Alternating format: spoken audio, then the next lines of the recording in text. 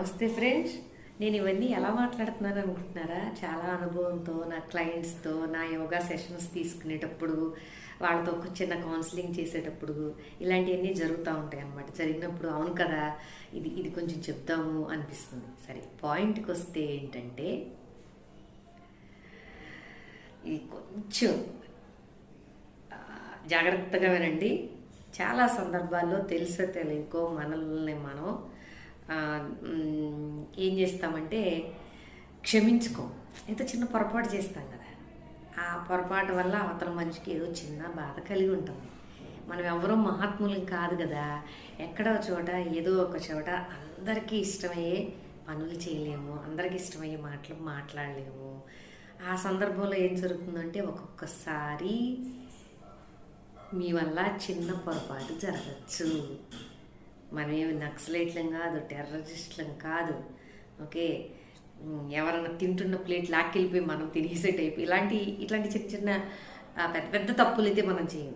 ఏదో తెలియక చిన్నది మన బిహేవియర్ వల్ల, మన పర్సనాలిటీ వల్ల, మన నేచర్ వల్ల జరిగినప్పుడు చాలామంది ముందుకెళ్ళిపోతారు. జరిగింది లేదు. కానీ నా అనుభవం ఒకళ్ళిద్దరితో జరిగింది ఈ మధ్య, ఒక 2-3 డేస్లో.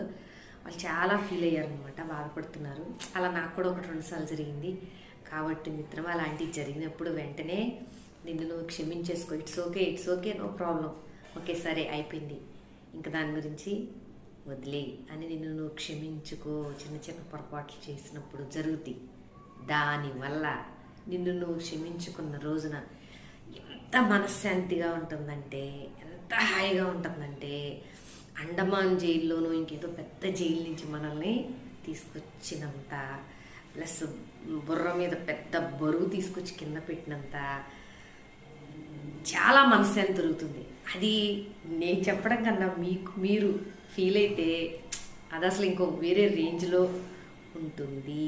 చాలా చిన్న జీవితం, అనవసరమైన విషయాలకి తెగ అప్పుడప్పుడు మనం ఏదేదో అయిపోతూ ఉంటామండి. అవసరం లేదు. నీకు దక్కేది నీకు దక్కుతుంది. నువ్వు చేయాల్సిన పని నువ్వు చేసుకుంటూ వెళ్ళు. అన్నిటికీ మించి ఫిజికల్గా, మెంటల్గా ఆరోగ్యంగా ఉందాం, అలాగే మనశ్శాంతిగా ఉందాం. సర్వే జనా సుఖినో భవంతు, లోకా సమస్త సుఖినో భవంతు. ఓకేనా? ఉందామా? బాయ్.